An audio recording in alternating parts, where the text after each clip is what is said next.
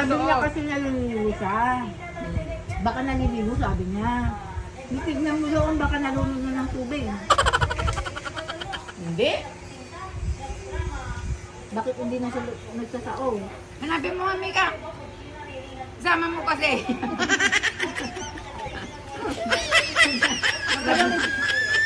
Alam naman ni Mami na bagay mo nga.